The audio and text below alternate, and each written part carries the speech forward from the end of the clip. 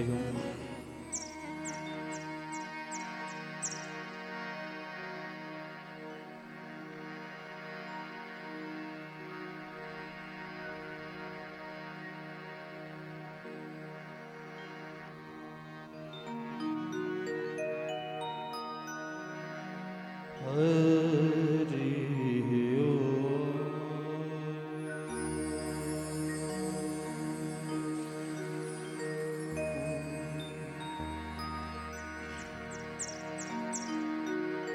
स्वस्ति श्री गणेशाय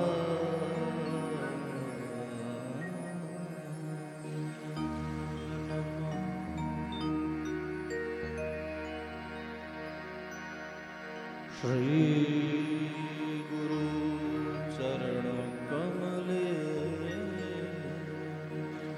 नमः।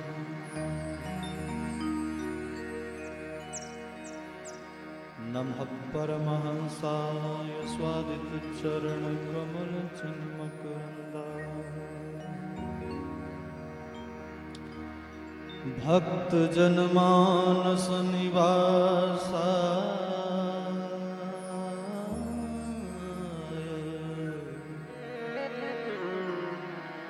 श्री रामचंद्राय।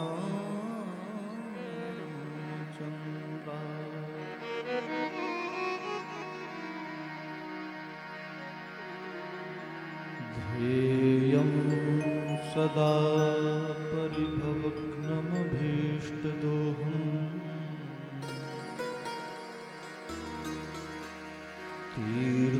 तीर्थास्पदं शिवविरञ्चिनुतं शरण्यम्। भृत्यार्तिहं प्रणतपालम्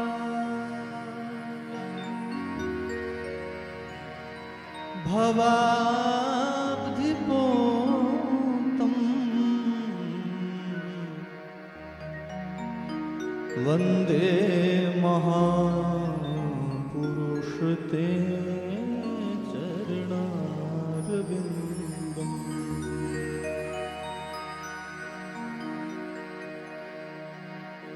वन्दे बोधमयं नित्यम् गुरुं शङ्कररूपिणम्।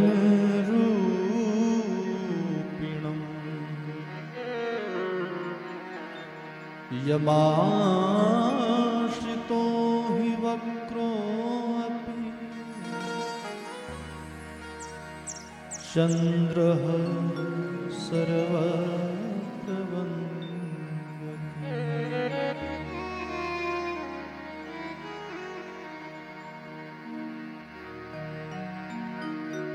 यत्र यत्र रघुनाथ कीर्तनम् तत्र तत्र कृतमस्तकाञ्जलिम् बाष्पवारि परिपूर्णलोचनम् मारुतिं नमत राक्षसान्तकम्।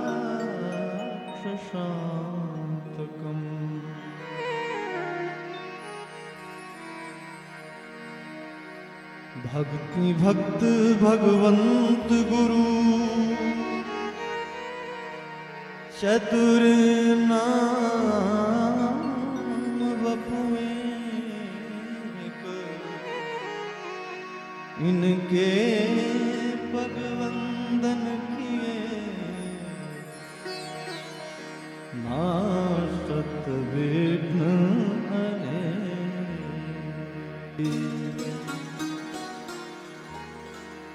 सियावर रामचंद्र जी की जय। वृंदावन कृष्ण बलदाऊ जी की जय। बोलो भाई सब संतन की जय। उमापति महादेव की जय। श्री रासरासेश्वरी राधिका रानी सरकार की अनंत बलवंत हनुमंत जी महाराज की जय। नमः पार्वती पतये हर हर महादेव। आइए मनवाणी को पवित्र करने के लिए सर्वप्रथम हरि नाम संकीर्तन करें, फिर कथा में प्रवेश पाएं। हरि बोल हरि बोल हरि हरि बोल, हरि बोल हरि बोल हरि हरि बोल। केशव माधव गोविंद, केशव माधव गोविंद। हरि बोल हरि बोल हरि हरि बोल, हरि बोल हरि बोल हरि हरि बोल। केशव माधव गोविंद, केशव माधव गोविंद। केशव माधव गोविंद बोल, केशव माधव गोविंद बोल। मुकुंद माधव गोविंद बोल, बोलो प्यारे गोविंद बोल।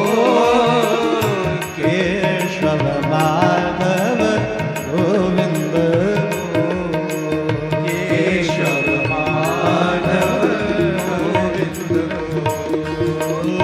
केशव माधव गोविंद बोल, केशव माधव गोविंद बोल।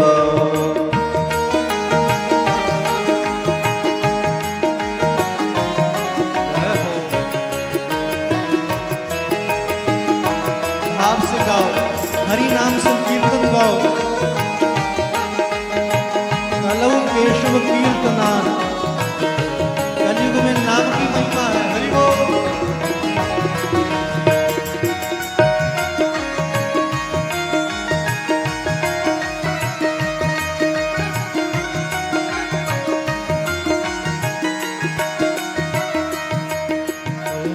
कृष्ण कृष्ण बोल प्यारे, राधे कृष्ण बोल।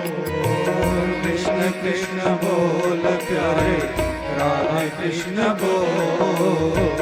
कृष्ण कृष्ण बोल प्यारे, राधा कृष्ण बोल।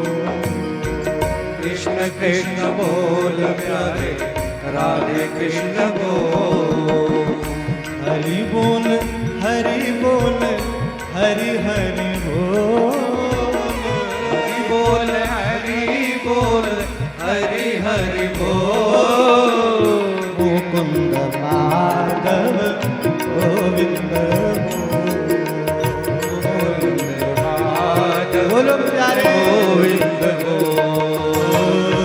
मुकुंद माधव गोविंद बोल, केशव माधव गोविंद बोल। हरि बोल हरि बोल हरि हरि बोल, हरि बोल हरि बोल हरि बोल। हरि बोल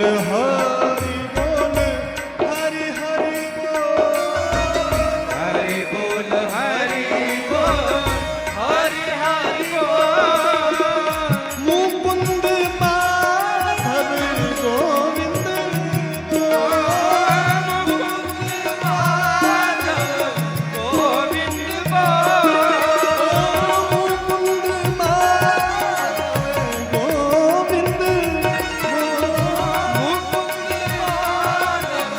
गोविंद बोल।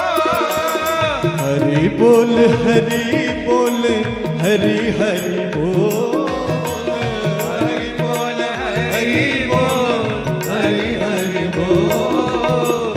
केशव माधव गोविंद बोल,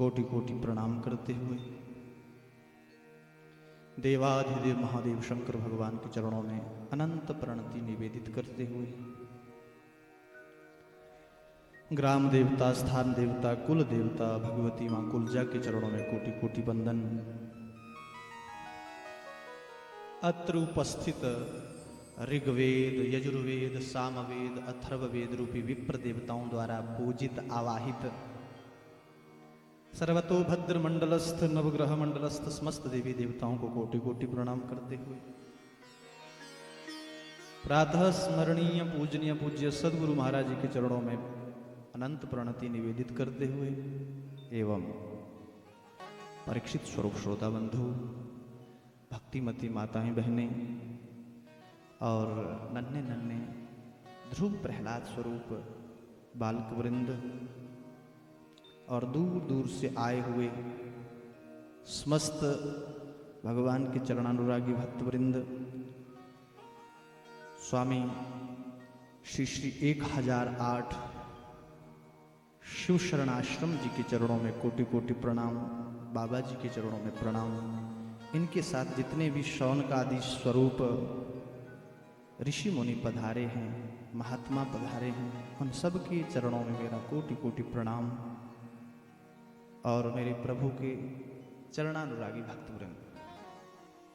आज के सत्र में व्यासपीठ से आप सभी का बहुत बहुत अभिनंदन। प्रेम से बोलो जय श्री कृष्ण, जय श्री कृष्ण, जय श्री कृष्ण, जय श्री कृष्ण। भगवान की अहेतु की अनुकंपा बरस रही है। जब कभी भी हमें भगवान के सामने बैठने का सौभाग्य प्राप्त होता है तो केवल वो कृपा होती है। कोई कहे कि हम अपने कर्मों से बैठे हैं, कर्मों से नहीं, ये कृपा एव ही केवलम। जब भगवान की कृपा किसी पर होती है तो ही वो जीव भगवान के सन्मुख आकर के विराजमान होता है। श्रीमद् भागवत महापुराण को श्री कृष्ण भगवान का साक्षात शब्दमय श्री विग्रह कहा गया है महाराज। ये साधारण पोथी नहीं है, ये साधारण किताब नहीं है, ये साधारण ग्रंथ नहीं है। श्रीमद् भागवत महापुराण अपने आप में साक्षात भगवान श्री कृष्ण का वो शब्दमय श्री विग्रह है। इसलिए जब भी आप भागवत के सामने बैठते हैं तो कभी ऐसा मत सोचना कि हम भगवान के सामने नहीं, हम तो किसी किताब या किसी मनुष्य के सामने बैठे हैं, ऐसा मत सोचना।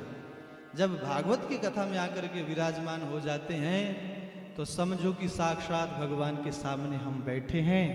और फिर मेरे प्रभु इतने दयालु है, उनकी एक शर्त है। हमारे प्रभु कह रहे हैं कि सन्मुख होई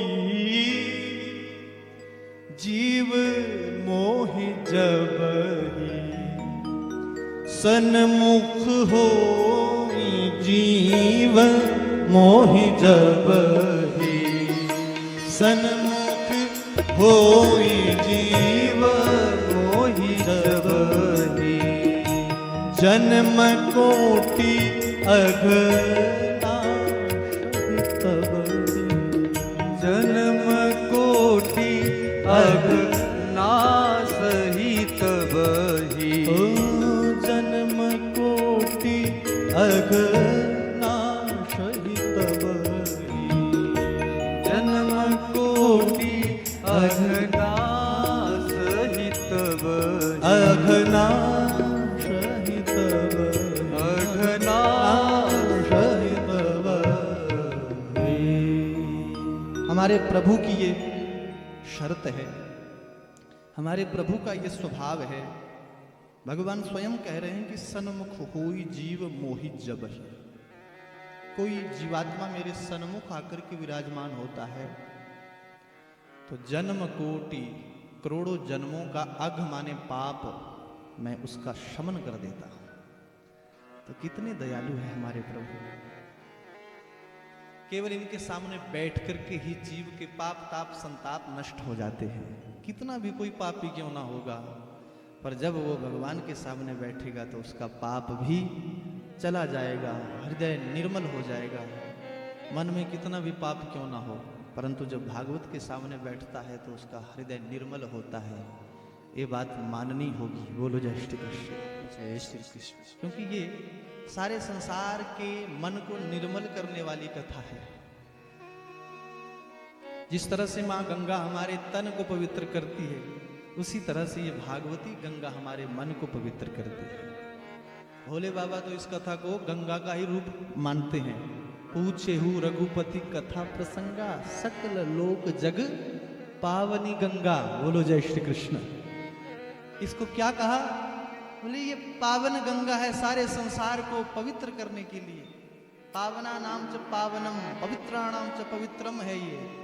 पावनों को भी पावन करने वाली, पवित्रों को भी और पवित्र करने वाली ऐसी कथा है ये भागवत की कथा। इसलिए धन्य है हम आप सभी जो संतों के मध्य में बैठ कर के और हरि की कथा श्रवण करने का हमें सौभाग्य प्राप्त हो रहा है।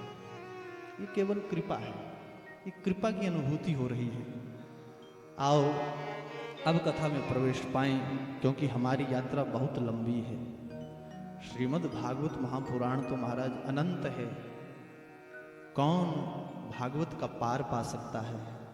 ये तो एक ऐसा सागर है कि इसमें सुखदेव जी जैसे दिग्गज भी डूब जाते हैं। बोलो जय श्री कृष्ण। जय श्री कृष्ण। जब सुखदेव जी जैसे पहाड़ इसमें डूब सकते हैं, तो फिर हम जैसे रेत के कणों का क्या पता चलेगा?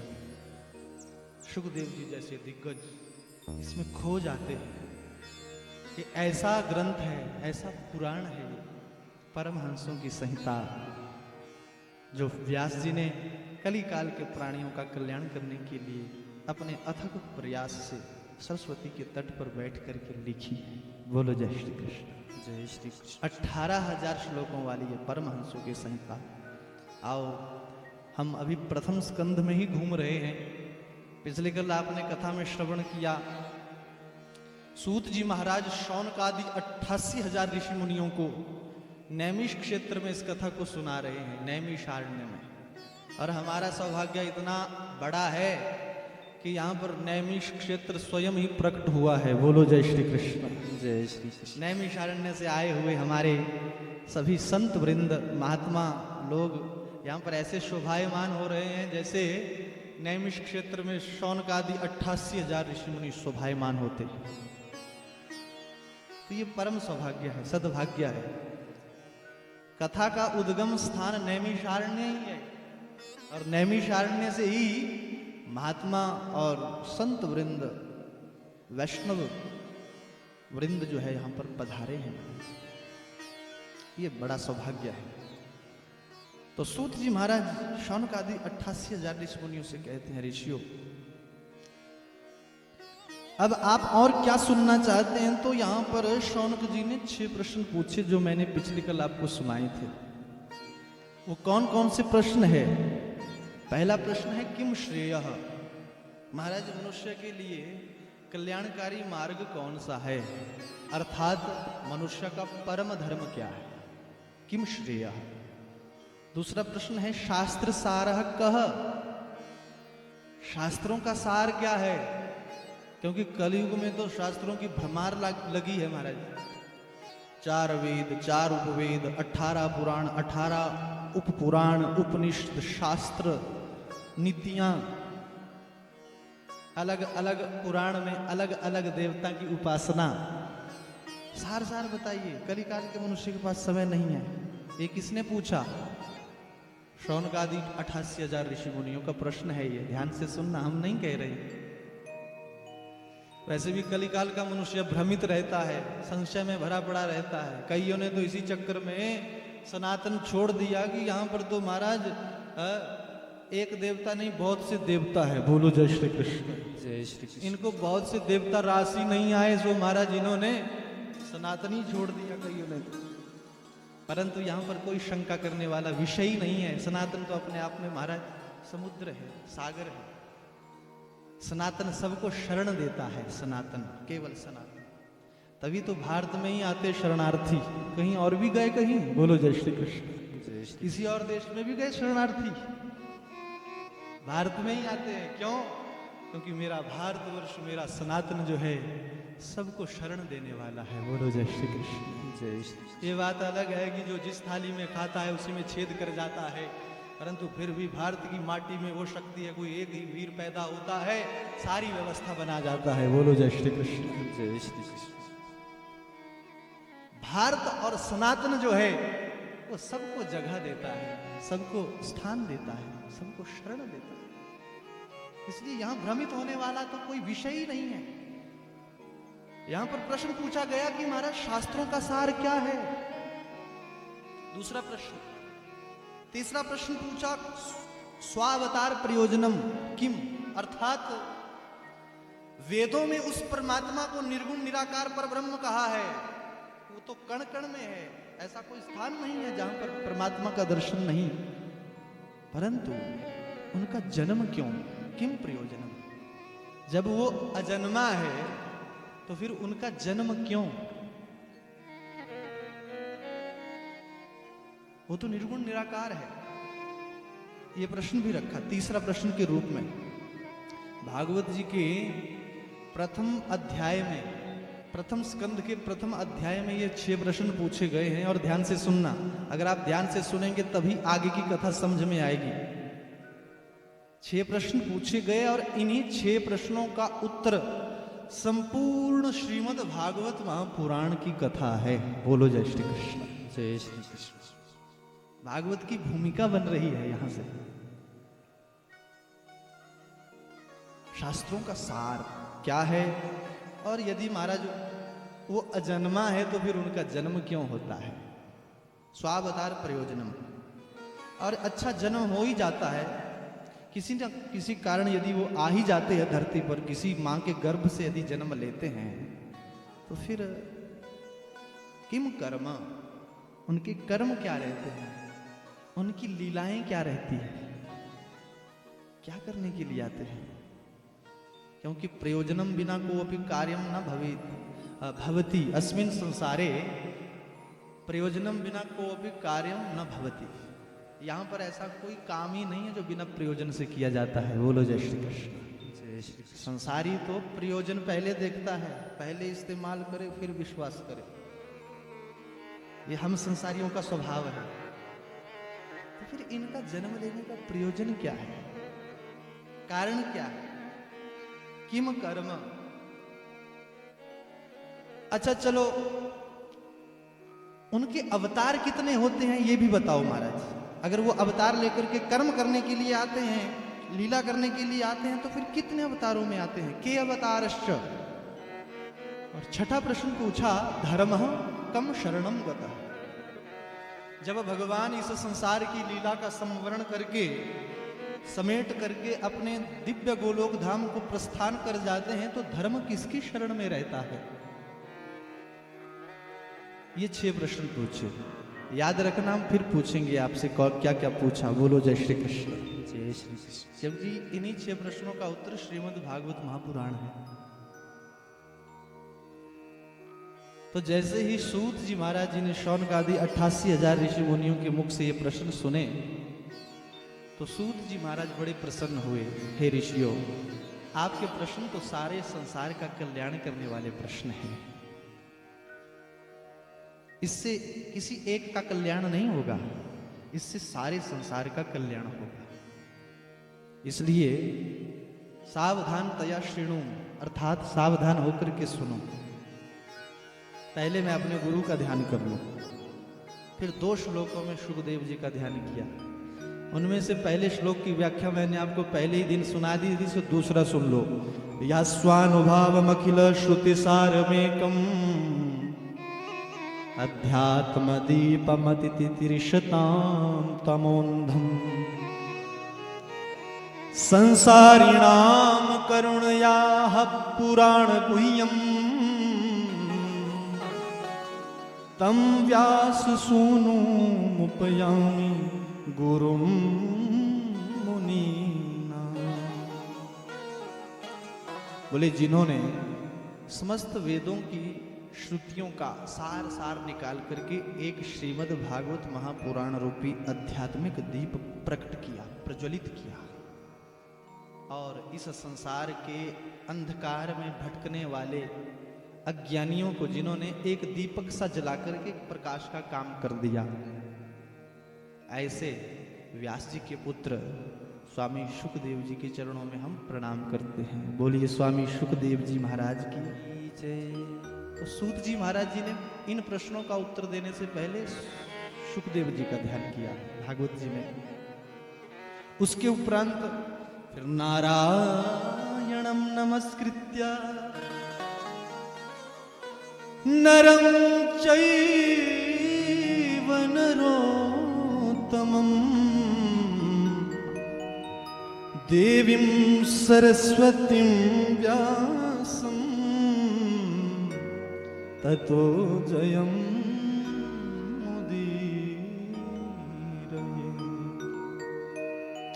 नर नारायण भगवान के चरणों में प्रणाम किया। बद्रीनाथ धाम में आज भी विद्यमान है 2 पर्वतों के रूप में। उन नर नारायण भगवान का ध्यान किया। नारायण नमस्कृत्य नरं चैव नरोत्तमम्। सरस्वती माँ का ध्यान किया, क्योंकि सरस्वती माँ जो है वो वाक वाणी की अधिष्ठात्री देवी है। जब तक माँ सरस्वती की कृपा ना हो तब तक फिर बोला नहीं जा सकता, इसलिए सरस्वती का ध्यान किया। सरस्वती व्यासम, फिर व्यास जी का ध्यान किया। इन सब के चरणों में प्रणाम करके तब सूत जी महाराज जी ने इन प्रश्नों के उत्तर देना प्रारंभ किए। किन प्रश्नों के? जो मैंने अभी 6 प्रश्न आपसे कहे। बता सकता है पहला प्रश्न क्या कहा था? बोलो जय श्री कृष्ण। कोई बता सकता है? बोले पंडित जी अगर ऐसे ही बताना होता तो फिर आपको क्यों बुलाते? बोलो जय श्री कृष्ण। ये बड़ी कृपा है महाराज कलयुग के मनुष्य पर कि जैसे कथा सुनते हैं वैसे भूल भी जाते हैं। जानते हो क्यों? क्योंकि पता है कि ब्राह्मण देवताओं का रोजगार तो फिर ही चलेगा। बोलो जय श्री कृष्ण। स्वयं कोई कथा याद होने लग गई फिर कौन सुनेगा? पहला प्रश्न पूछा कि शास्त्रों का सार क्या है, अर्थात मनुष्य के लिए कल्याणकारी मार्ग कौन सा है। ये पहला प्रश्न पूछा। मनुष्य को क्या करना चाहिए, मनुष्य का परम धर्म क्या है। अब हम आप भी मनुष्य है ना, तो ये शौनक जी महाराज जी ने अपने लिए नहीं, शौनक जी महाराज जी ने ये प्रश्न हम सभी मनुष्यों के लिए पूछा है। नहीं तो शौनक जी चाहते तो कहते महाराज मुझे क्या करना चाहिए। बोलो जय श्री कृष्ण। मेरा परम धर्म क्या है, ऐसा नहीं कहा। मनुष्य का परम धर्म क्या है, तो अब ये हमारे लिए ही उत्तर दिया। सूत जी महाराज कहते हैं ऋषियों मनुष्य का परम धन है, परम धर्म है स वै पुंसाम परो धर्मो यतो भक्तिरधोक्षजे आहेतुक्य अप्रतिहता ययात्मा संप्रसीदति। इसका अर्थ क्या है? मनुष्य का परम धर्म है अहेतु की भक्ति करना, निष्कपट भक्ति करना। अहेतु की का अर्थ क्या है? अकारण भक्ति करना। अभी भी समझ में नहीं आया होगा तो ये सुन लो कि जिसमें कोई मांग ना हो, जिसमें कोई डिमांड ना हो, जिस भक्ति के पीछे आपकी कोई इच्छा ना हो कि मुझे ये मिल जाए, वही मनुष्य का परम धर्म है और सच्ची भक्ति है।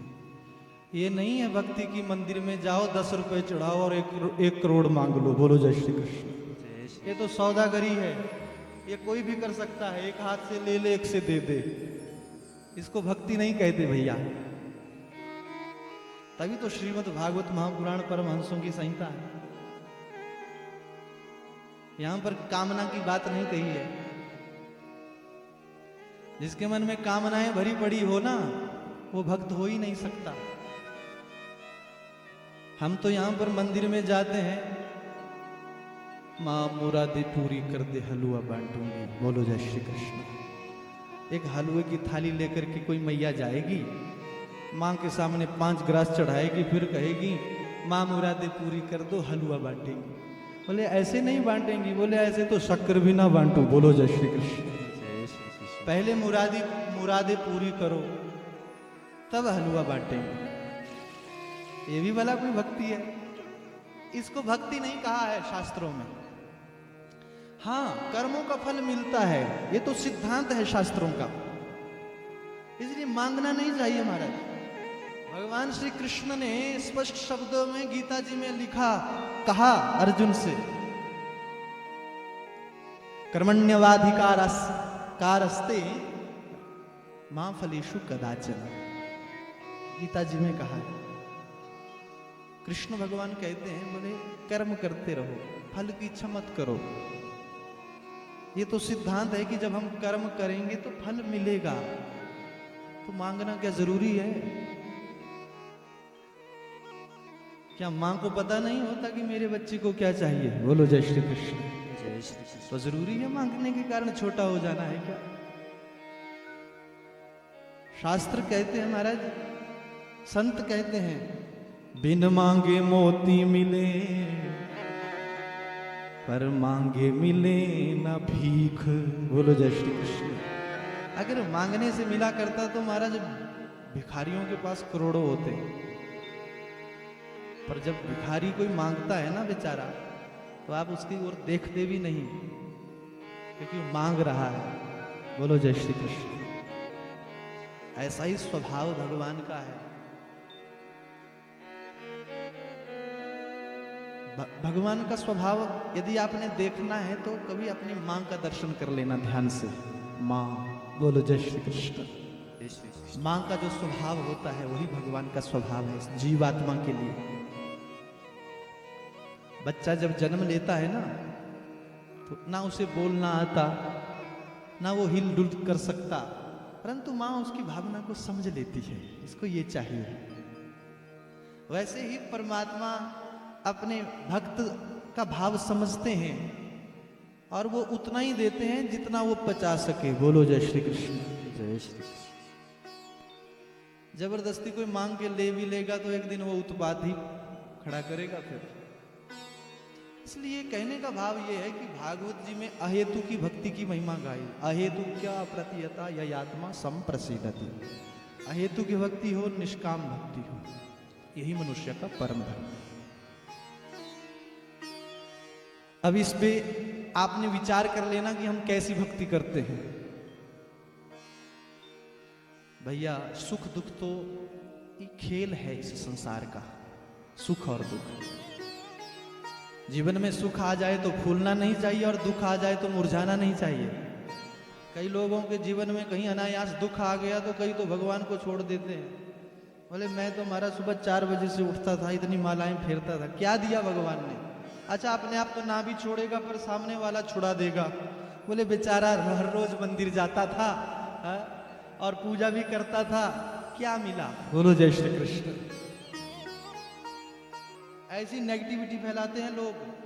इसलिए मैं आपसे निवेदन करूं, कोई भी कष्ट आ जाए, कोई भी दुख आ जाए जीवन में, सब कुछ नष्ट हो जाए, सब कुछ मिट जाए, पर मार्ग मत छोड़ना। बोलो जय श्री कृष्ण। पड़े रहो मार्ग पर, ये भागवत सिखाता है। अहेतुक्य अप्रतियता ययात्मा संप्रसिद्धति। ये अहेतु की भक्ति देता है, और जो अहेतु की भक्ति करता है तो फिर आगे लिखा व्यास जी ने, जनयत्याशु वैराग्यम ज्ञानम च यद अहेतुकम। तो स्वयं ही उसका ज्ञान भी जागेगा, वैराग्य भी जागेगा। ना तो कोई पुराण पढ़ना पड़ेगा, ना कोई शास्त्र पढ़ना पड़ेगा। यदि आपके जीवन में अहेतु की कृपा, अहेतु की भक्ति आ गई तो आपका ज्ञान अपने आप जागेगा, आपका वैराग्य भी जागेगा, आपका विवेक भी जागेगा। परंतु जीवन में अहेतु की भक्ति को शर्त यह है, निष्काम भक्ति। हमने तो शंकर जी के ऊपर जल का लोटा चढ़ाया, उसके पीछे अब कामना तो नहीं है, ये ध्यान रहे। एक लोटा चढ़ाया तो महाराज पीछे लग के बाबा के सिर पर सिर पटकने, बाबा ये भी दे दो, ये भी दे दो। बोलो जय श्री कृष्ण। ये भी मिल जाए, ये भी मिल जाए, दे तो देंगे वो, क्योंकि कर्म किया है आपने, आपको अपने कर्मों के अनुसार फल दे देंगे वो, है ना। परंतु फिर वो भक्ति नहीं होगी, उसको सौदागरी कहा जाएगा। प्रारब्ध से लड़ना ही नहीं चाहिए।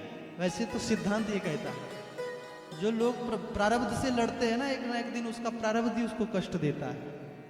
आत्मदेव जी लड़े, आत्मदेव के भाग्य में पुत्र था ही नहीं, आपने कथा सुनी है ना, पुत्र ही नहीं था भाग्य में, और लड़ करके ले लिया, सिर पटक पटक करके ले लिया। बाद में क्या मिला, फिर वैसे ही रोने लगे, मरने के लिए जाने लगे। इसलिए जो प्रारब्ध में है उसे कोई छीन नहीं सकता, और जो प्रारब्ध में नहीं है वो आपके मुख में भी आया हुआ होगा, वो भी छीन करके कोई ले जाएगा। बोलो जय श्री कृष्ण। वही मनुष्य सुखी है जीवन में जो प्रारब्धानुसार जीता है। ये राजनीतियां करके कुछ नहीं मिलता। बोलो जय श्री कृष्ण। इससे अगर थोड़ा पा भी लोगे ना तो वही अनाधिकार चेष्टा तो कष्ट ही देगी भाई। जिसके ऊपर मेरा अधिकार ही नहीं है वहां पर तो देखना भी नहीं चाहिए। बोलो जय श्री कृष्ण, क्योंकि मेरा अधिकार ही नहीं है वो। और जिस पर अधिकार है उसको लड़ करके लेना चाहिए, शास्त्रीय भी कहते हैं। अनाधिकार चेष्टा बहुत कष्ट देती है, जो हमारा अधिकार है उसी पर हमारी दृष्टि है। जीवन में आनंद रहता है और ये संसार की यात्रा, ये जीवन की यात्रा सहजता से पार हो जाती है। फिर शरीर छोड़ने में भी कष्ट नहीं होता। जब तक ये मेरा मेरी करते रहते हो तब तक ये कष्ट होता है। जब कभी इस संसार को अपना माना ही नहीं तो फिर छोड़ने का कैसे कष्ट होगा। छोड़ने का कष्ट उसको ही होता है जिसकी दृष्टि ऐसा रहती है, ये मेरा ये उसका। उसको होता है कष्ट कि अब मैं जा रहा हूं, अब कौन देखेगा इसे। बोलो जय श्री कृष्ण। तो कष्ट में रहता है वो, और वैसे शरीर छूट जाता है और फिर अंत्यमति सोगति। ये सिद्धांत है शास्त्रों के, ऐसे समझना चाहिए। इसलिए जो है वो सब भगवान का है, जो प्राप्त हुआ है वो भी भगवान का है, जो गया वो भी भगवान का था। जो भी कुछ है वो हमारे प्रभु ने हमें दिया है, और इसी भाव में यदि जीवन निकलता है तो को नाम बंधनम उच्चेत। दुख है कहाँ, संसार में कष्ट है ही कहाँ। बोलो जय श्री कृष्ण। समझने की बात है, केवल थोड़ा समझना पड़ता है। और दूसरा प्रश्न पूछा कि महाराज शास्त्रों का सार क्या है। पहले प्रश्न का उत्तर तो आपको मिल गया, अहेतु की भक्ति। बिल्कुल 2 शब्दों में उत्तर है। अकारण भक्ति मनुष्य का परम धर्म है, जिसमें कोई डिमांड ना हो। याद रख लेना, हो सके तो अकारण भक्ति करना। शंकर पर जल इसीलिए नहीं चढ़ाना कि मेरे ग्रह खराब चले तो थोड़े दिन चढ़ा लेता हूं। बोलो जय श्री कृष्ण। हमेशा चढ़ाना। हम इन देवताओं से उऋण नहीं हो सकते। सूर्य नारायण भगवान हमें हर रोज प्रकाश देता है, तो हमारा कर्तव्य बनता है कि सुबह उठ करके अर्घ्य दान करें, जल चढ़ा दें। जल चढ़ाना तो दूर की बात, अब तो ऐसा समय आ गया सूर्य नारायण जब आधे आसमान में आ जाता है तो आंखें मलते हुए लोग बाहर को निकलते, दोष लगता है। बोलो जय श्री कृष्ण। जय श्री कृष्ण। सूर्य नारायण भगवान अगर कभी ऐसा सोच ले कि मैं 2 मिनट लेट हो जाता हूं तो सारे संसार में त्राही त्राही हो जाएगी। जब ये कभी विलंब नहीं करते तो हम विलंब क्यों करते हैं? कभी अपने आप से पूछा?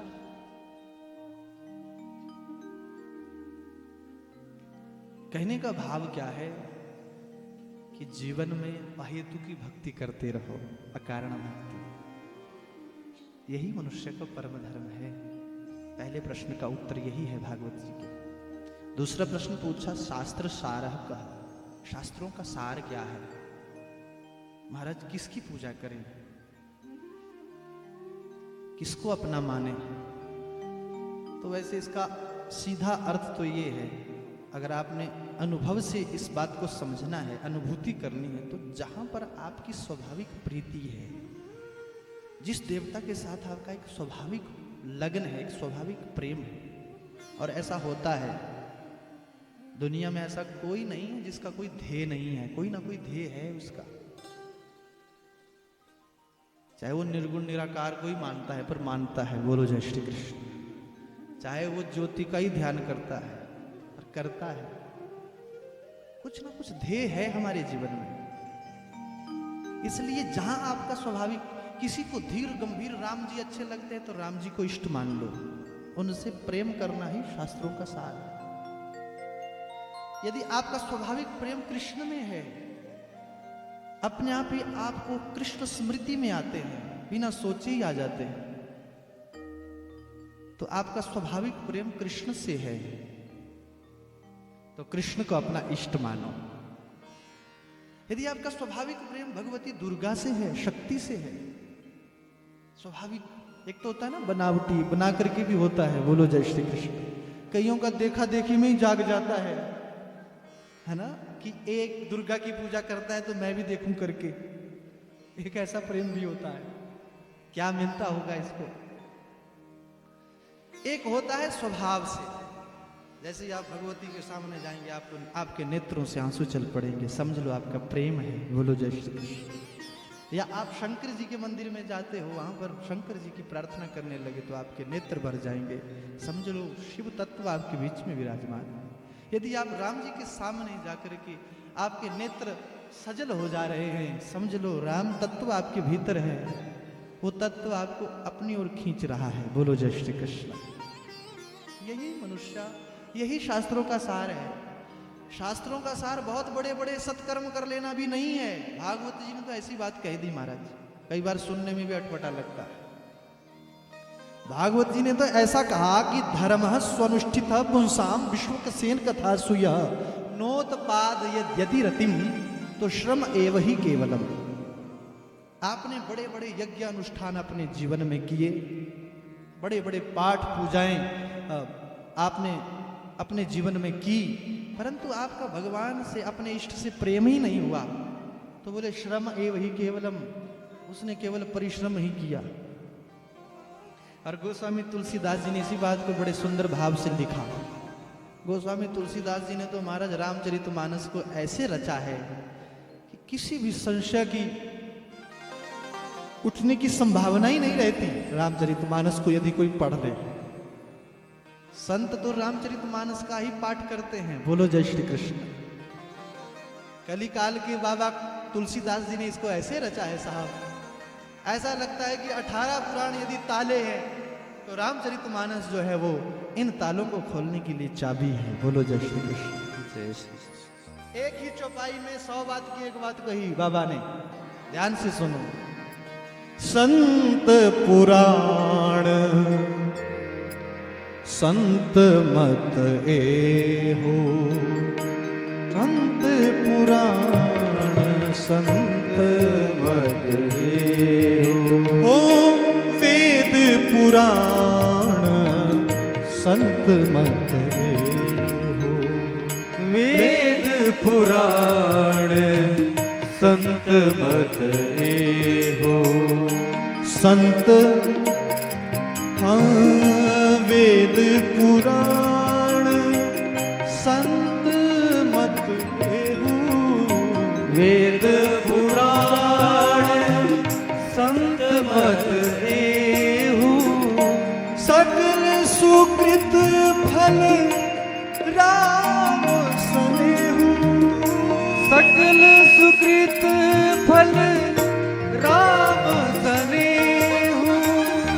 वेद पुराण संत मत एहू, वेद पुराण मत एहू, संत मत एहू, संत मत एहू। वेद पुराण संत मत एहू, सकल सुकृत फल राम स्नेह। अर्थात वेदों का, संतों का, ग्रंथों का, महंतों का, विद्वानों का, सबका एक ही मत है। बोले क्या महाराज? बोले सकल सुकृत फल राम स्नेहू।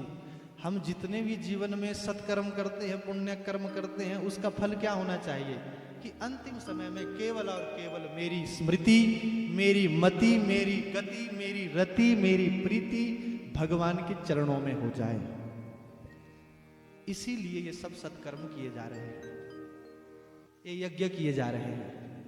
सारा जीवन भर बड़े बड़े यज्ञ किए, पर अंतिम समय शरीर छोड़ते छोड़ते जीवा पर भगवान का नाम ही नहीं आया, भगवान में प्रीति ही नहीं हुई, प्रेम ही नहीं हुआ, तो श्रम एव ही केवलम। भागवत जी तो ऐसा कह रहा है भाई। बोलो जय श्री कृष्ण। जय श्री कृष्ण। परिश्रम एव ही केवलम। तो शास्त्रों का सार है अपने इष्ट से प्रेम करना। बस कैसे ना कैसे अपने इष्ट से प्रेम हो जाए, चाहे वो राम है, चाहे कृष्ण है, चाहे शिव है, चाहे दुर्गा है, चाहे हनुमान जी है, चाहे भैरव बाबा है, जो भी है, ये सब एक ही रूप है। ये केवल हम आप लोगों को भगवान ने अपनी ओर खींचने के लिए अलग अलग रूप बनाए हैं। बोलो जय श्री कृष्ण।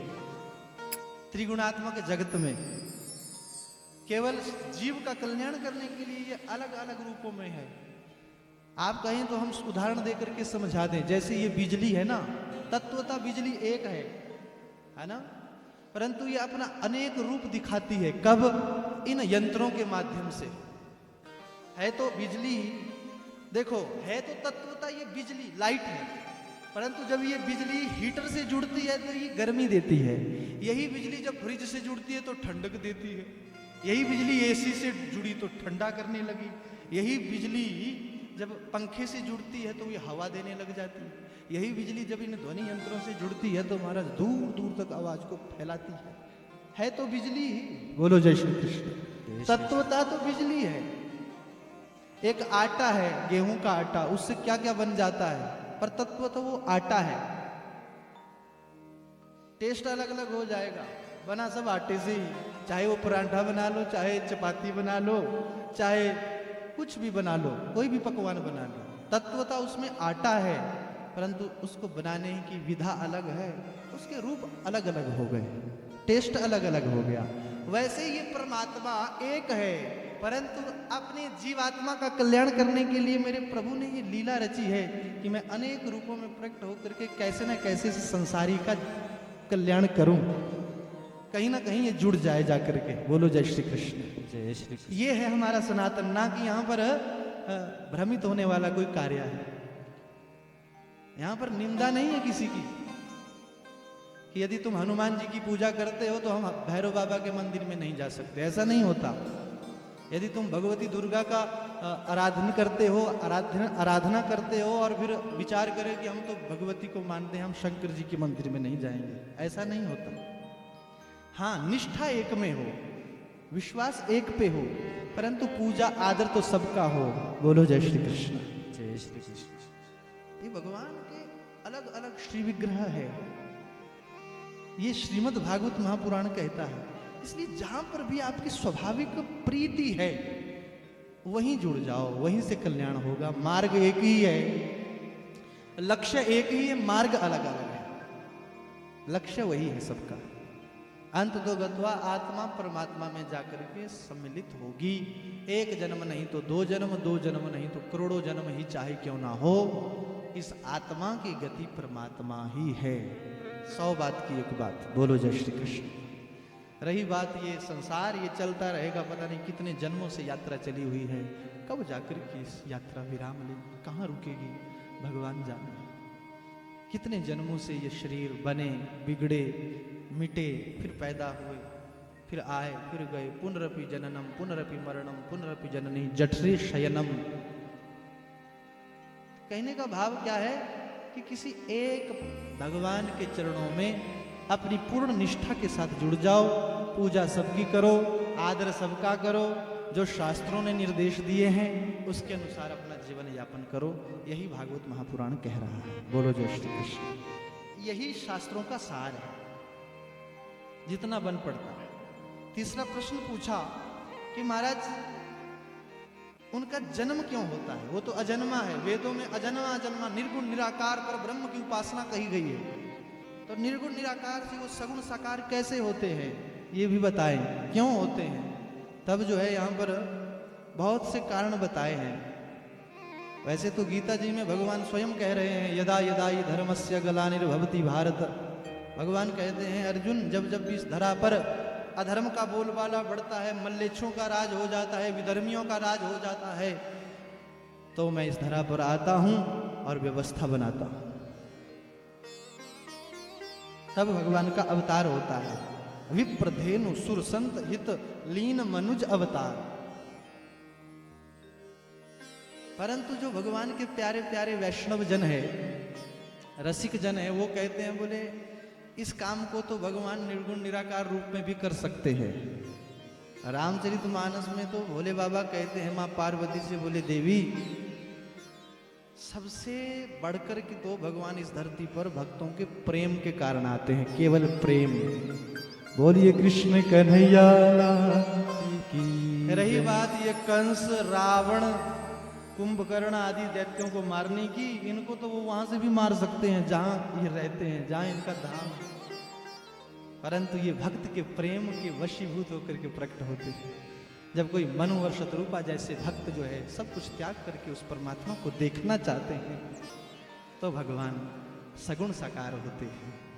तो कभी राम बन करके, कभी श्याम बन करके आ जाते हैं। यही भगवान का अवतार लेने का प्रयोजन है। मुख्य कारण है भक्त का प्रेम, और दूसरा कारण है कि जब जब हो धर्म कहीं,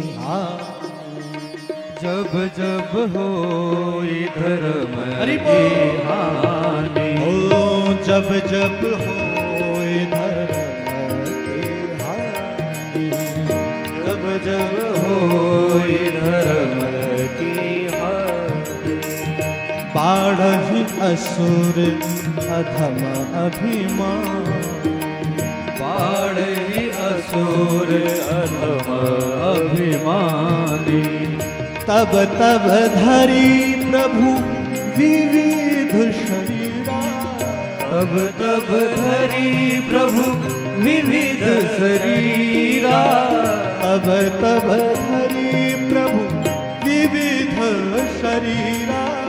तब तब गाओ सब लोग, धरी प्रभु बड़ी सुंदर चौपाई है। विविध शरीरा, हर हो कृपा निधि सज्जन पीरा, हरहु कृपा निधि सजन पीरा, ओ हर हो कृपा निधि सज्जन पीरा, हरहु कृपा निधि सज्जन पीरा। जब जब होई धर्म की हानि, जब धर्म की हानि होने लगती है, अधर्मियों का बोलबाला बढ़ता है, तो भगवान आते हैं। ये दूसरा कारण है। तब तब धरी प्रभु विविध शरीरा। तो फिर महाराज प्रश्न पूछा कि तब कितने शरीरों में आते हैं, कितने रूपों में आते हैं, ये भी पूछा। के अवतारश्च, उनके अवतार कितने हैं? वैसे तो अनंत अवतारों में है। जो भी संसार में बड़ी बड़ी विभूतियां हमारे को दिखाई देती है, वो सब भगवान का ही अवतार है, रूप है। परंतु भागवत जी में मुख्य रूप से 24 अवतारों में इनका दर्शन करवाया है। 24 अवतार भगवान के आते हैं। ये 24 अवतार जैसे जैसे कथा आगे बढ़ेगी ना, वैसे वैसे आपने गिनते रहना, 24 अवतार होंगे भगवान के भागवत जी में। बोलो जय श्री कृष्ण। जय श्री अब 24 नाम लेकर के थोड़ा समय लग जाएगा, तो जैसे जैसे कथा आगे बढ़ेगी, सनकादि ऋषियों से लेकर के और कल की अवतार तक भगवान के 24 अवतार यहाँ पर आए हैं। पहला अवतार सनक सनंदन सनातन और सनत कुमारों को कहा है। दूसरा अवतार देव ऋषि नारद जी। तीसरा अवतार जो है वाराह भगवान, फिर यज्ञ नारायण भगवान, फिर कपिल भगवान, फिर दत्तात्रेय भगवान। इस तरह से महाराज आगे चल करके नरसिंह भगवान, फिर समुद्र मंथन में यहाँ पर भगवान 3 रूप में एक साथ ही प्रकट होते हैं। कच्छप भगवान, धनवंतरी भगवान, फिर मोहिनी भगवान। बोलो जय श्री कृष्ण। इस तरह से भगवान संसार का कार्य बनाने के लिए, इस ब्रह्मांड का कार्य बनाने के लिए मुख्य रूप से 24 अवतारों में अवतरित होते हैं ऋषि। बोले महाराज जब आते ही हैं तो फिर इनके काम क्या रहते हैं धरती पर? किम कर्म? तो कहा, बोले काम इनका यही है कि दर दर पर जाकर के राम रूप में जैसे वन वन में गए, माता शबरी के आश्रम पर जाकर के भक्त पर कृपा करना इनका कार्य रहता है। मुख्य कार्य भक्त से मिलना, क्योंकि भक्त भगवान को बहुत प्यारे हैं। प्रबल प्रेम की पाले पढ़कर प्रभु को नियम बदलते देखा, अपना मान भले टल जाए पर भक्ति का मान ना टलते देखा। ये भगवान का नियम है कि इनका मुख्य रूप से कर्म यही रहता है कि सज्जनों की पीड़ा का हरण करना, संत जनों के आश्रम पर जाकर के उनके सारे जीवन के तप को सफल करना, यम नियम आसन को सफल करना, समदम को सफल करना। बोलो जय श्री कृष्ण। जय श्री ये भगवान का मुख्य कर्म रहता है। फिर छठा प्रश्न पूछा, धर्म कम शरणम गतः। जब वो सारी लीलाओं का संवरण करके सब कुछ स्थापना करके अपने लोक को जाते, फिर धर्म कहाँ रहता है? वैसे तो धर्म को किसी की शरण में जाने की आवश्यकता है ही नहीं, क्योंकि 10 ही लक्षण राम के हैं और 10 ही लक्षण धर्म के हैं। तो इससे सिद्ध होता है कि धर्म अपने आप में भगवान है। बोलो जय श्री कृष्ण। जय श्री इसलिए वेदों ने कहा धर्मो रक्षति रक्षिता। धर्म अपनी रक्षा स्वयं करता है। अपनी रक्षा तो करता ही करता है, पर जो धर्म के रास्ते पर चलता है उसकी भी रक्षा करता है। महाराज राम जी ने एक धोबी के कहने पर माता सीता को वाल्मीकि के आश्रम के बाहर एक जंगल में छोड़ दिया। बोलो जय श्री कृष्ण। जय श्री कृष्ण। मर्यादा के चक्र में गर्भावस्था में मां जानकी, वो मां सीता रोती बिलखती हुई वाल्मीकि के आश्रम पर पहुंच गई। भगवान राम जी से मिलने के लिए एक दिन महाराज विदेहराज जनक जी पधारे, तो राम जी बड़ी शर्मिंदा हुए। बोलो जय श्री कृष्ण। जनक जी के सामने, और राम जी जनक जी के सामने दोनों कर जोड़ करके कहने लगे, हे पिताश्री महाराज, मुझे इस बात का खेद है, मुझे इस बात का कष्ट है, दुख है कि मैंने लोक मर्यादा के कारण मर्यादा का निवारण करने के लिए अपनी धर्म पत्नी सीता का परित्याग एक जंगल में कर दिया है। उसे असहाय रूप में मैंने एक जंगल में छोड़ दिया है। पिताश्री, वो अकेली कैसे रहती होगी? ऐसा राम जी रोते रोते कह रहे हैं। तो जनक जी क्या कहते हैं? बोले, राम, कौन कहता है कि मेरी पुत्री अकेली है? बोलो जय श्री कृष्ण। जय श्री कृष्ण। ध्यान से सुनना है यहाँ पर मैं क्या कहना चाहता हूं। राम जी आश्चर्यचकित हुए, क्योंकि वो जनक से बात कर रहे थे, विदेहराज जनक से। जनक जी कहते हैं, राम, ऐसा कौन कहता है कि मेरी पुत्री अकेली है? राम हंसते हुए जनक जी ने कहा, बोले, मेरी पुत्री कदापि अकेली नहीं है राम, मेरी पुत्री के साथ मेरा धर्म, मेरी पुत्री का धर्म चलता है। बोलो जय श्री कृष्ण। यही कारण था कि सीता मां की रक्षा सीता मां के धर्म ने पग पग पर की। वो पापी रावण, वो दुष्ट रावण अशोक वाटिका से सीता मां को अपने महल का दरवाजा भी नहीं दिखा पाया। बोलो जय श्री कृष्ण। एक सूखे से तिनके से डरा देती थी मेरी मां सीता। किस बल पर? धर्मो रक्षति रक्षिता, अपने धर्म के बल पर। धर्म अपने आप में परमात्मा है। धर्म को किसी की रक्षा, धर्म को किसी का संरक्षण लेने की आवश्यकता ही नहीं, पर शर्त यह है कि धर्म पक्का हो, धर्म पर विश्वास हो। धर्म हमारी रक्षा स्वयं करता है, हम क्या धर्म की रक्षा करेंगे? तो धर्म तो भगवान का अवतार है ऋषियों। बोलो जय श्री कृष्ण। अब इतनी चर्चा जो है सूत जी महाराज और शौनक आदि 88,000 ऋषि मुनियों के बीच में हो रही है, तो बीच में शौनक जी ने पुनः प्रश्न किया, महाराज, जिस भागवत उपदेश को आप हमें कर रहे हैं, इस भागवत के रचयिता कौन है? इस परमहंसों की संहिता को किसने लिखा? तब जो है यहाँ पर कथा सुनाई। बोले, ऋषियों, मैं आपको बड़ी प्यारी कथा सुनाता हूं, इसके रचयिता कौन है, ध्यान से सुनो।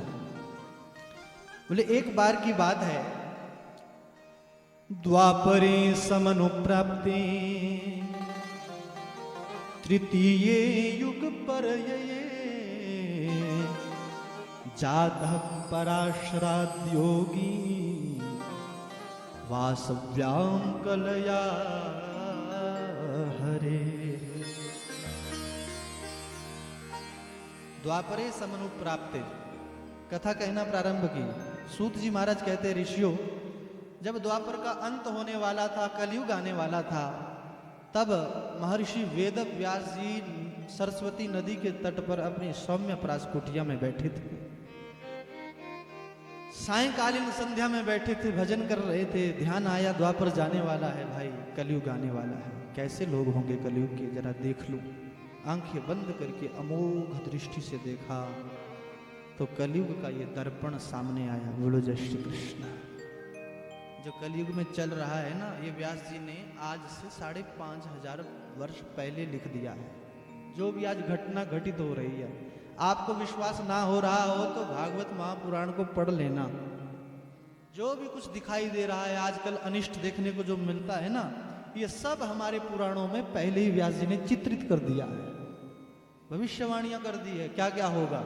अभी तो कुछ भी नहीं है, अभी तो ऐसी ऐसी भविष्यवाणियां की है कि महाराज रूह कांपती है। फिर तो ऐसा मन होता है कि इतना भजन कर लें कि इस कलयुग में आए ही ना। बोलो जय श्री कृष्ण। सतयुग में ही दर्शन हो तो ठीक है, सतयुग में ही फिर आना हो तो ठीक है। ऐसा इस कलयुग का प्रभाव है महाराज।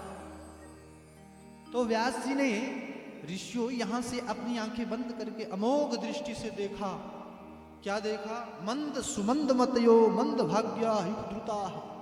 कली काल के मनुष्य की मति भी मंद होगी, गति भी मंद होगी, भाग्य भी बहुत छोटे होंगे, बहुत सूक्ष्म मति का होगा, छोटी मति का होगा, समय नहीं होगा।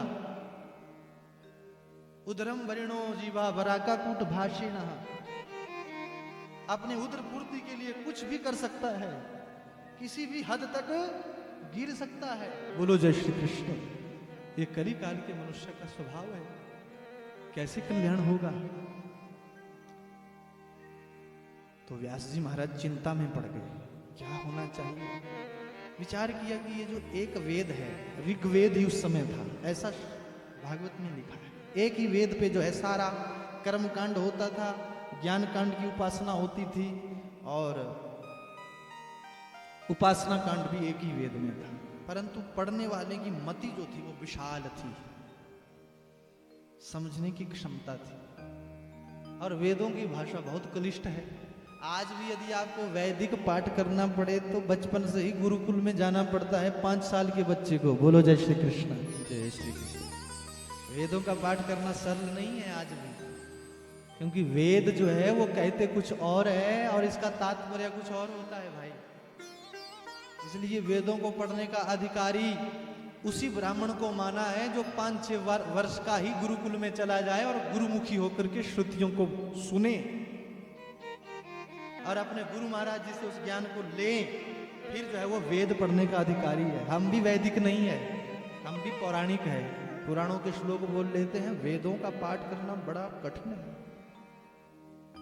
ये तब तक मुख पर आ ही नहीं सकता, इसमें शुद्ध उच्चारण हो ही नहीं सकता जब तक गुरुमुखी कोई हो ना जाए। बोलो जय श्री कृष्ण। जय श्री कृष्ण। ऐसे ही थोड़ी ना बैठ जाता कृष्ण सुदामा के चरणों में महाराज। वो 5-5 वर्ष के छोटे छोटे बटुक ब्रह्मचारी, जिनके अभी दूध के दांत भी नहीं निकलते, ऐसे छोटे छोटे बच्चों को गुरुकुलों में, आश्रमों में छोड़ दिया जाता है। उन बच्चों का मन भी होता है कि हम अपने माता पिता के साथ रहें। तब जो है वो एक ब्राह्मण निकलता है। बोलो जय श्री कृष्ण। उसका भी मन होता है कि हम भी जीन पहन लें, हम भी टी शर्ट पहन लें, हम भी हीरो जैसे दिखे, परंतु नहीं पहन सकता। गुरुकुलों में ये शिक्षा ही नहीं है। बोलो जय श्री कृष्ण। तब एक ब्राह्मण, विशुद्ध ब्राह्मण तैयार होता है, अपने गुरु के मुख से वेदों का पाठ सुन करके, श्रवण करके, वैदिक ब्राह्मण बन करके उभरता है और समाज का ही नहीं, पूरे राष्ट्र का कल्याण करता है। पूरे राष्ट्र की ओर देखता है, क्योंकि उसकी मति छोटी नहीं होती, केवल अपने समाज तक ही उसकी मति नहीं होती, तो पूरे राष्ट्र को लेकर के चलता है। बोलो जय श्री कृष्ण। पूरे राष्ट्र की चिंता करके चलता है। तब एक ब्राह्मण निकलता है, कहने का भाव क्या है? व्यास जी ने विचार किया कि कलयुग के मनुष्य की मति तो इतनी मंद है कि वेद तो दूर की बात, पर लोग जो है महाराज अपनी भाषा का भी परित्याग कर देंगे। बोलो जय श्री कृष्ण। जय श्री कृष्ण। कैसे कल्याण होगा? तब भागवत जी में लिखा है कि व्यास जी ने एक वेद से 4 वेद बनाए, ऋग्वेद, यजुर्वेद, सामवेद, अथर्ववेद। 4 शिष्यों को दे दिया, पैल को, सुमंतु को, वैशंपायन को। इस तरह से 4 शिष्यों को बनाया, एक एक वेद 4 शिष्यों को सौंप दिया। बोले बेटा अगर आगे भी कुछ हो सकता है इसका तो आगे और बढ़ाओ, शाखाएं बढ़ाओ और निर्माण करो और सहज करो इसे, क्योंकि जब किसी वस्तु को सहज करना हो तो फिर उसका विस्तार हो जाता है। बोलो जय श्री कृष्ण। तो एक वेद से 4 वेद बनाए, तभी तो कृष्ण द्वैपायन का नाम व्यास जी पड़ा है। व्यास का अर्थ होता है एक विस्तार,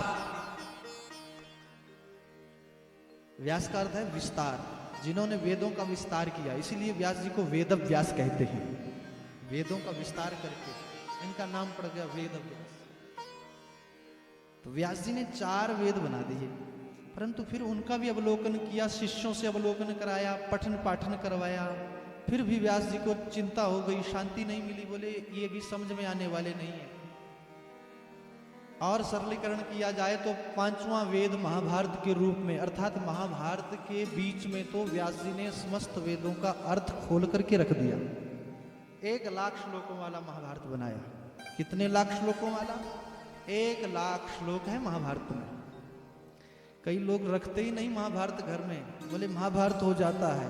बोलो जय श्री कृष्ण। कई लोग इतने बुद्धिमान होते हैं ना महाराज कि कहीं किसी को गीता का पाठ सुनाने लग जाएंगे ना, कोई स्वस्थ आदमी को, तो उसको ये लगता है कि मुझे मारना चाहता है। बोलो जय श्री कृष्ण। जय श्री कृष्ण। इतनी सूक्ष्म मति हो गई है? ऐसी सोच नहीं हो। गीता जी तो मैं तो चाहता हूं, मैं तो कहता हूं कि गीता जी तो हर समय हमारे साथ रहनी चाहिए। हो सके तो जेब पॉकेट में रहे, अपनी जेब में रहे हर समय, पता नहीं कहां पर स्विच छूट जाए। तैयारी में रहना चाहिए मनुष्य को हर समय। पहले के जो हमारे बड़े बूढ़े लोग होते थे उनका चिंतन ऐसा ही होता था महाराज, कुछ ना कुछ रखते थे साथ में। चिंतन गहरा था, अध्यात्म जगा हुआ था कहीं ना कहीं। लौकिक जगत में तो बहुत छोटे थे, गरीब थे, परंतु आध्यात्मिक दृष्टि से अध्यात्म जो है बहुत ऊंचा था। बोलो जय श्री कृष्ण। जय श्री कृष्ण। तो कहने का भाव क्या है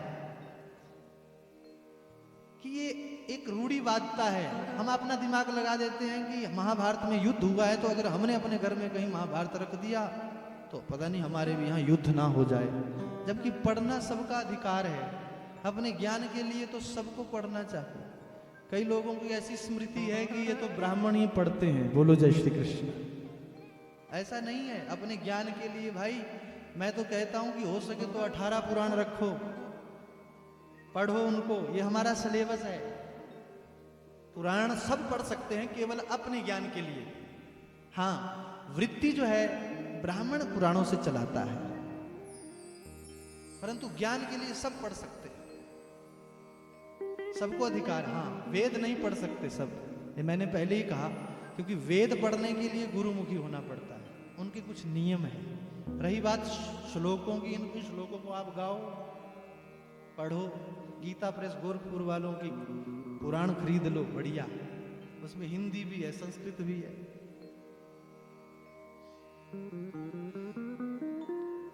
कोई पता नहीं है कब षड्यंत्र से। हाँ,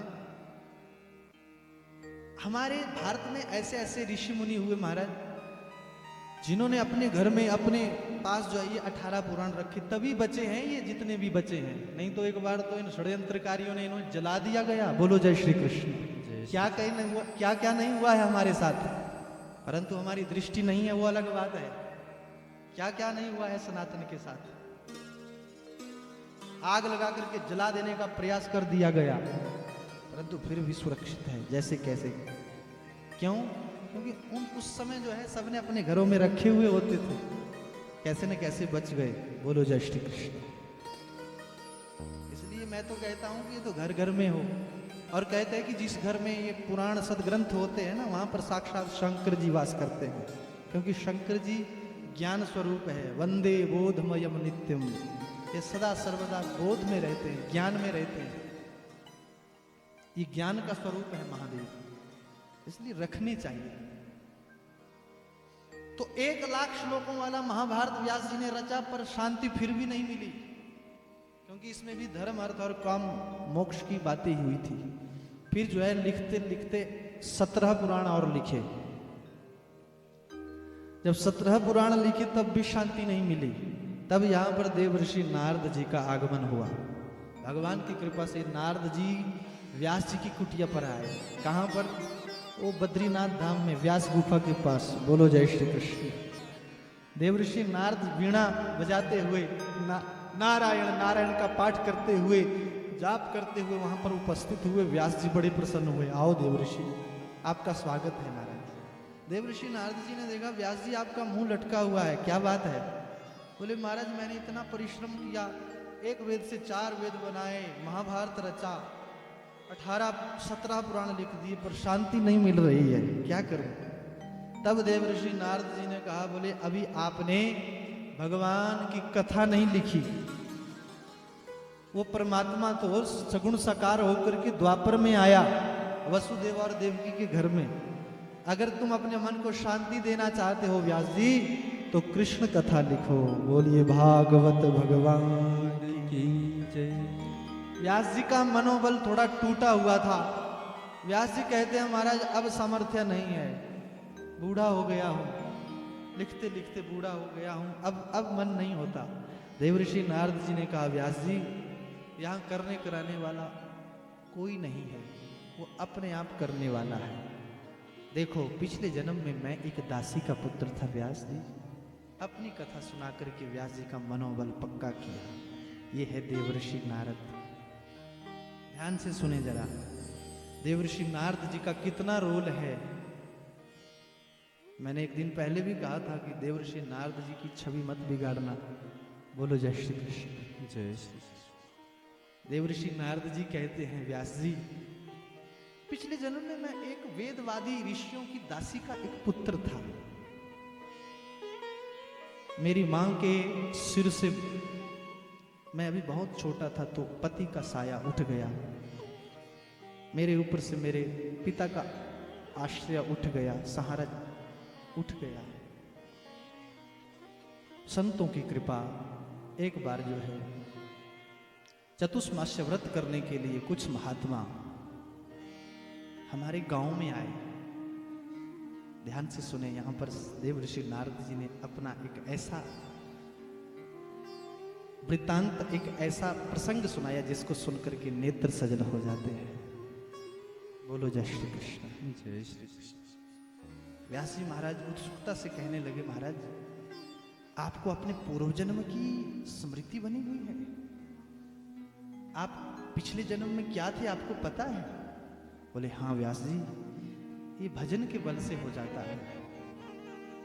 यदि कोई बहुत भजन करे तो उसको अपना पिछला जन्म भी याद आ जाता है, मैं पिछले जन्म में क्या था। बोलो जय श्री कृष्ण।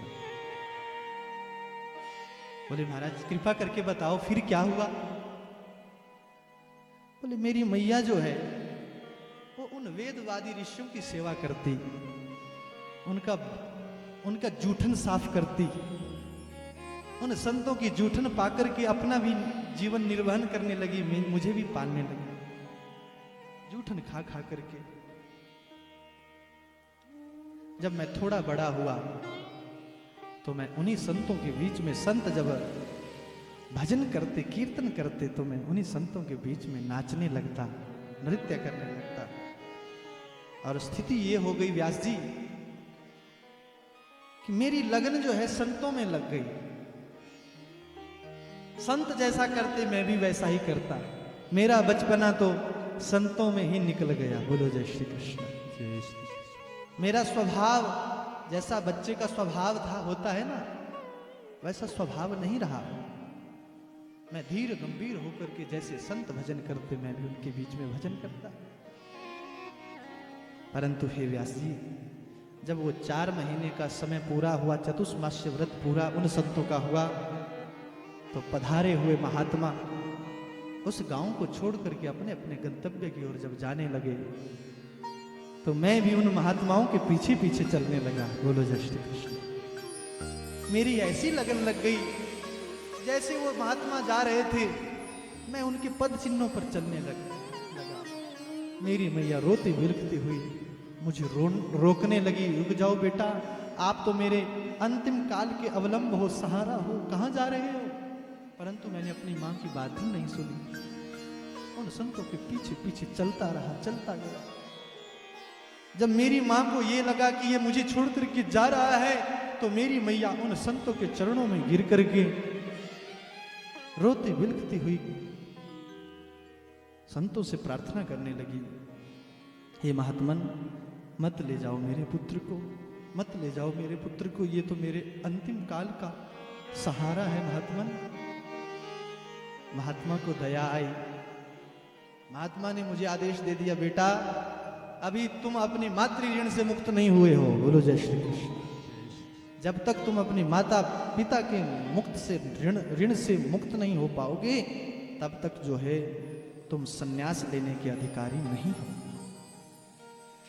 और संतों ने बरबस मुझे रोक दिया, मैं रुक गया, परंतु मन में भाव उठने लगे, कैसी माँ है ये, इसके कारण मेरा भजन रुक गया, मेरी भजन में बाधा आ गई। मैं बहुत उदास उदास रहता, मेरी मैया मुझसे पूछती तो मैं रोने लग जाता। और कभी कभी तो व्यास जी मेरे मन में ऐसे उद्गार उठते कि मैं मन ही मन सोचता, अच्छा था ये चली जाती। बोलो जय श्री कृष्ण। ये मेरे भजन में बाधा है। और एक दिन वैसा ही हुआ व्यास जी, मेरी माँ गोदोहन करने के लिए गौशाला में गई। गाय दोहन करके जैसे ही वापस आने लगी, तो रास्ते में एक विषंतर काले सर्प ने मेरी मैया को डंस लिया। और जैसे मेरी मैया को उस काले सर्प ने डंसा, तो तत्क्षण ही मेरी माँ के प्राण निकल गए। जब मेरी माँ के प्राण निकले, तब मुझे पता चला कि माँ का प्रेम क्या होता है।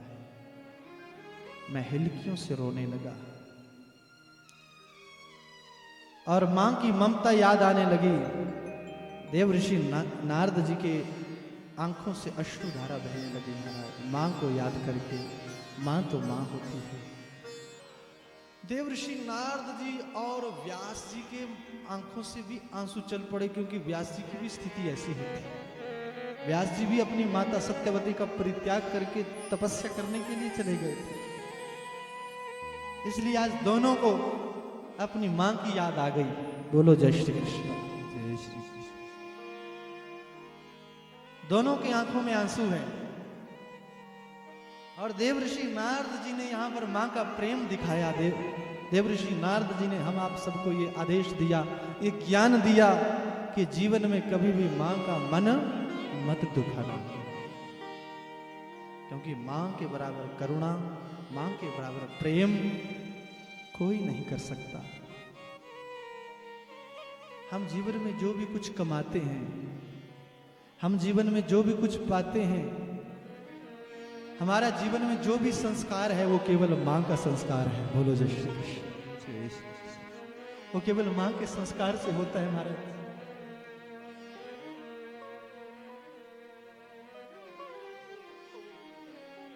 मेरा तो ऐसा मानना है कि यहां पर भी आज ये मेला लगा है ना, तो ये किसी माँ का आशीर्वाद है। बोलो जय श्री कृष्ण।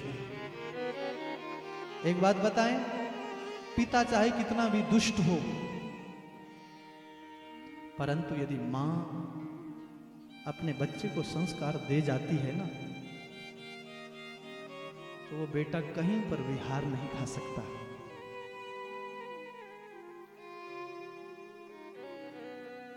संत भी मां की यादों में रो जाते हैं, संत भी। बोलो जय श्री कृष्ण। रे मां का दिल ना दुखा दुखा दुखा, रे मां का दिल ना दुखा, ये प्रभु की अमानत है माँ,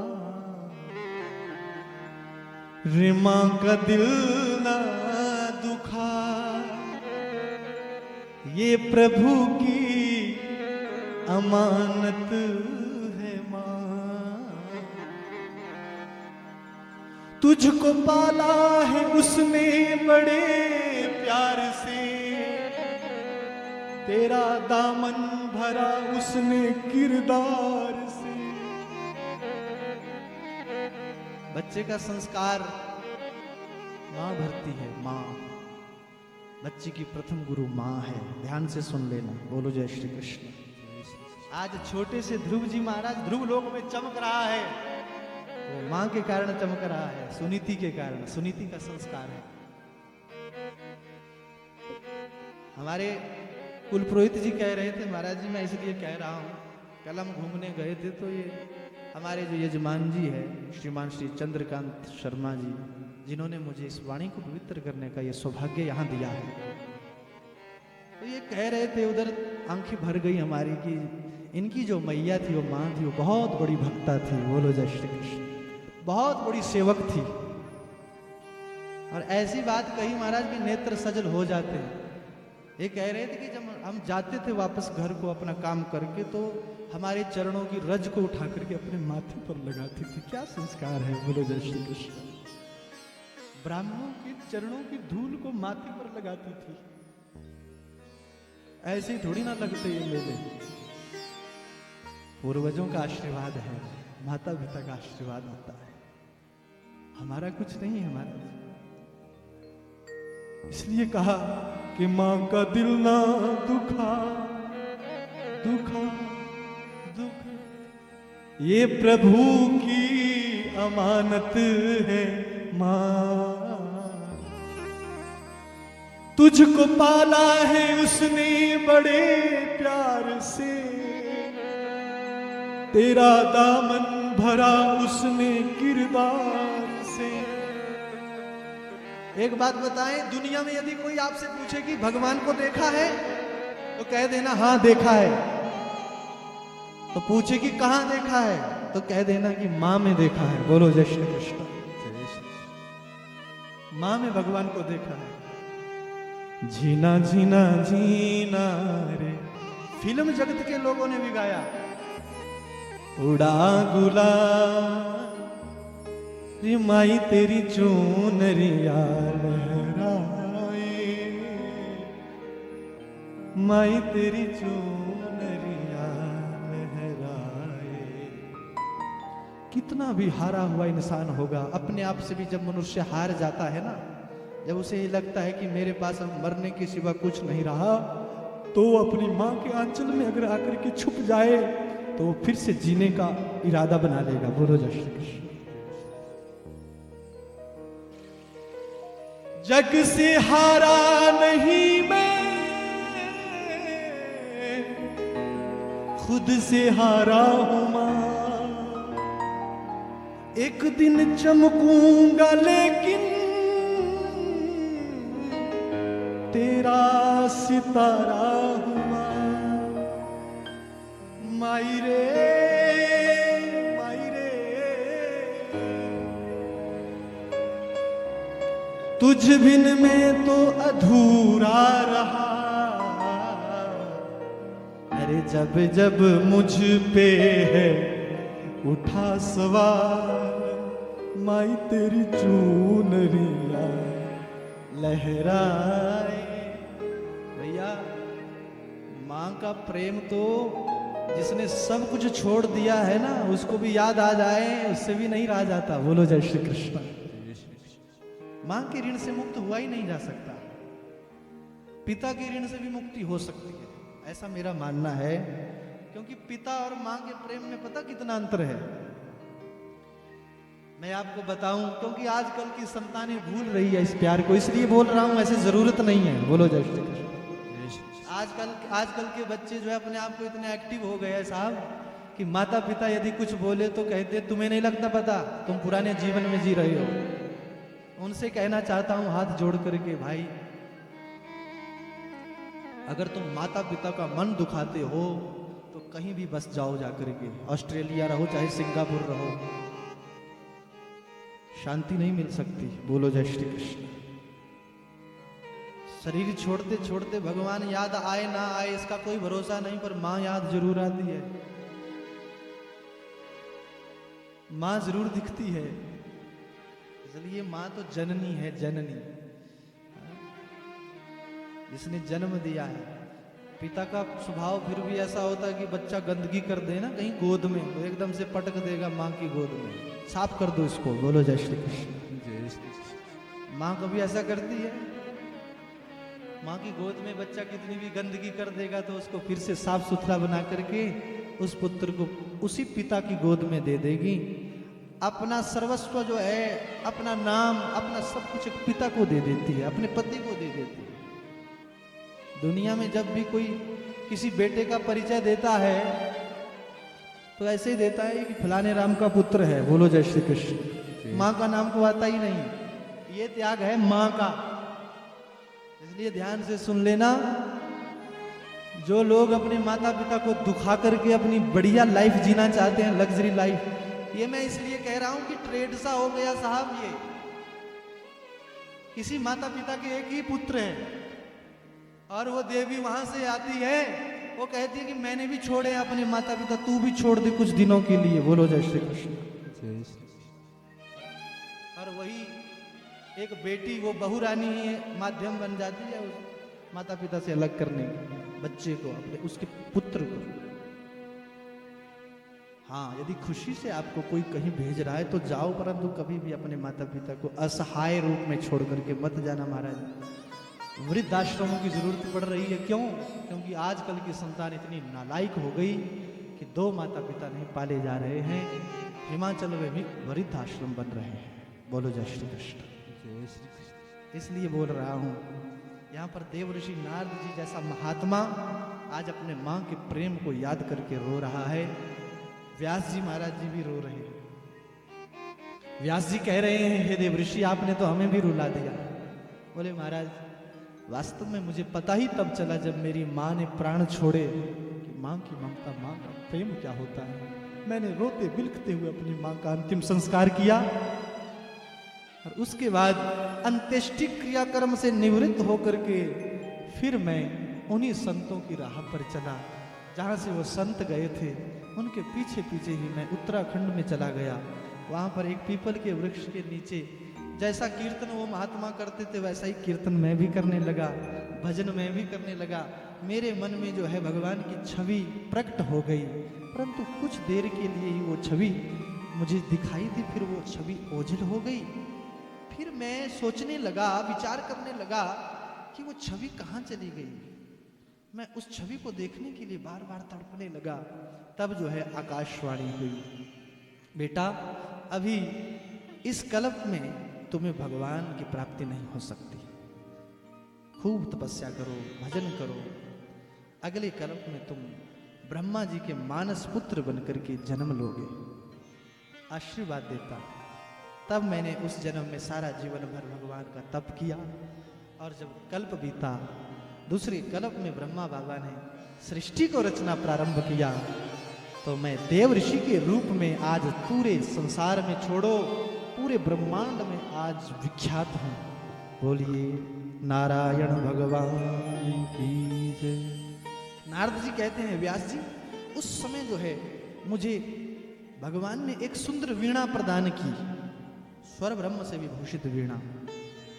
ये जो मेरी वीणा तुम देख रहे हो ना, इस वीणा पर जब मैं अपना राग रंग छेड़ता हूं, भगवान का कीर्तन गाता हूं, तो साक्षात मुझे भगवान के दर्शन मुझे अपने हृदय में होते हैं। देव ऋषि व्यास जी, उस वीणा का नाम क्या है? एक श्लोक में बताया देव ऋषि नारद ने। देवदत्ता में माम वीणा, देवदत्ता में माम वीणा, देवदत्ता में माम वीणा, देवदत्ता में माम वीणा, स्वर ब्रह्म विभूषित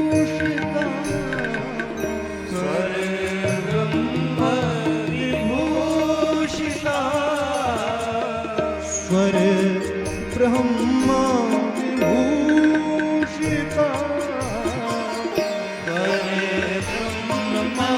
विभूषिता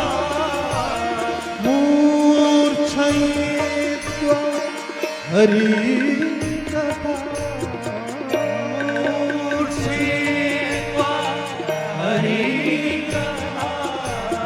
मूर्छयित्वा हरि कथा मूर्छयित्वा हरि कथा कायमान शराम्यहम् देवदत्त इमाम वीणा देवदत्त इमाम वीणा देवदत्त इमाम वीणा देवदत्त इमाम वीणा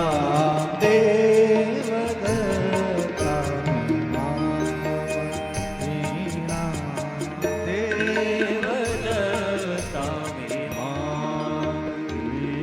मैं इसी वीणा पर देवदत्ता इमाम वीणा, उस परमात्मा ने मुझे वीणा दी और उसी वीणा पर मैं ये स्वर छेड़ता हूँ। इस स्वर में ये स्वर जो है ब्रह्म से सने हुए हैं। वास्तव में स्वर में ही ईश्वर है। बोलो जय श्री कृष्ण।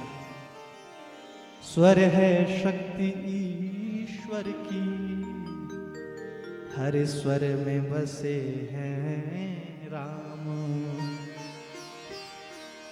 रागी जो सुनाए रागिनी, तो रोगी को भय आराम। बोलो जय श्री कृष्ण। संगीत में भगवान का नाम लेना बहुत शांति देता है महाराज। संगीत में ही भगवान है, पर वो संगीत हो केवल भगवान का नाम लेने वाला संगीत। हमारी माताएं बहनें बड़ा एक सुंदर भजन गाती हैं। जिस भजन में राम का नाम ना हो, उस भजन को गाना ना चाहिए। कितना सहज कीर्तन होता था पहले, है ना। अब ये भजन लुप्त ही हो गई महाराज। बोलो जय श्री कृष्ण। जिस भजन में राम का नाम ना हो, उस भजन को गाना ना चाहिए।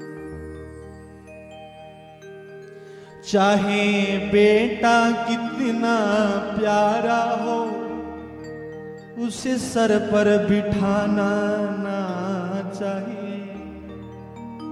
चाहे बेटी कितनी प्यारी हो, उसे घर घर घुमाना ना चाहिए। कितना ज्ञान एक भजन में ही मिल जाता था, मिल जाता है। परंतु ये तो तब सुने यदि उठपटांग सुनने से फुर्सत हो। बोलो जय श्री कृष्ण। जय श्री कृष्ण। आजकल के बच्चों को कहो कि भैया सुबह सुबह बढ़िया बढ़िया सुना करो।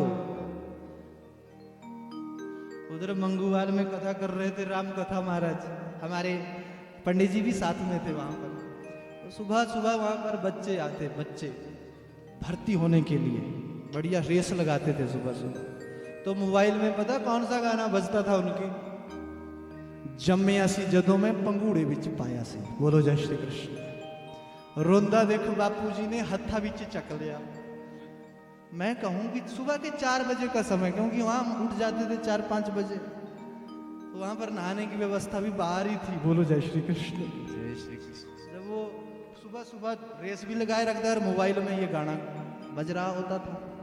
एक बार तो ऐसा लगा कि यहाँ पर हम कथा तो बोल रहे हैं, तो लगता है कथा का कोई प्रभाव ही नहीं है, उनको कोई उनसे कुछ ले। एक बार तो ऐसा भी लगा कि अगर इनको टोक दिया तो ऐसा ना हो ये जवाब दे दे, क्योंकि ये उन्हीं दिनों वहां पर हमारे नालागढ़ रोड पे मर्डर भी हुआ था। बोलो जय श्री कृष्ण। जय श्री कृष्ण। है ना। किसी को 1-2 आदमियों ने मिलकर के 2 मार दिया था। वो अभी बरसात की बात है, ये पीछे श्रावण के महीने की। तो फिर डर भी लगा कि इनको बोल करके फायदा कुछ है नहीं। परंतु संस्कार देखिए महाराज, हमारा श्रवण संस्कार ही बिगड़ा हुआ है। कहां से पेशेंस आएगा, कहां से धैर्य आएगा? धैर्य तो तब आएगा ना यदि कुछ सुनने की विद्या कोई अच्छी हो, जब हमारा श्रवण संस्कार। इसीलिए श्रुतियों ने भी भद्रम करणे भी ही, इसका अर्थ क्या है? कानों के द्वारा भद्र कल्याणकारी सुनो। बोलो जय श्री कृष्ण। भद्रम करणे भी शृणुयाम देवा, वेद की श्रुति कह रही है, वेद से बढ़कर के कोई प्रमाण नहीं है। श्रवण संस्कार सबसे पहला संस्कार है महाराज। अगर ये पहला संस्कार बिगड़ गया ना, तो फिर आगे जीवन बन ही नहीं सकता। हम क्या सुनते हैं, इससे ही हम अपना पता लगा सकते हैं कि किस प्रकृति का आदमी है। बोलो जय श्री कृष्ण। सुबह 4 बजे का समय और फिर ये सब चला हुआ है, तब हम विचार करें कि जीवन में कब ठहराव आएगा, कब इसका मन स्थिर होगा। सुबह सुबह तो हो सके तो बढ़िया महाराज, एक से बढ़कर एक स्तुतियां हैं हमारे यहाँ पर। मेरे भारतवर्ष में तो इतना संगीत भरा पड़ा है कि यहाँ तो माताएं अपने पुत्र को लोरियां गा करके उठाती है। माँ यशोदा लोरियां गा करके सुलाती है। ये है भारतवर्ष का संस्कार। इसलिए ऐसा सुनो जिससे मन में शांति आए, ना कि मन में खलबली मच जाए। ऐसा मत सुनो। बोलो जय श्री कृष्ण। देवऋषि नारद जी कहते हैं, इस वीणा पर स्वर से सने हुए, ब्रह्म से सने हुए स्वर है। जब मैं इस पर वीणा पर अपना राग रंग छेड़ता हूं, भगवान का नाम गाता हूं, तो ऐसा लगता है कि साक्षात प्रभु मेरे हृदय में प्रकट हो गए हैं व्यास जी। इसलिए नाम का आश्रय लेकर के तुम इस काम को करो। तब व्यास जी का मनोबल बना। कहा, देवऋषि आपने मेरी आंखें तो खोल दी, वास्तव में मैं प्रयास करता हूं। तब जो है देवऋषि नारद जी ने थोड़ी सहायता की। चतुश्लोकी भागवत जो है देवऋषि नारद जी के कानों में दे दिया, 4 श्लोक।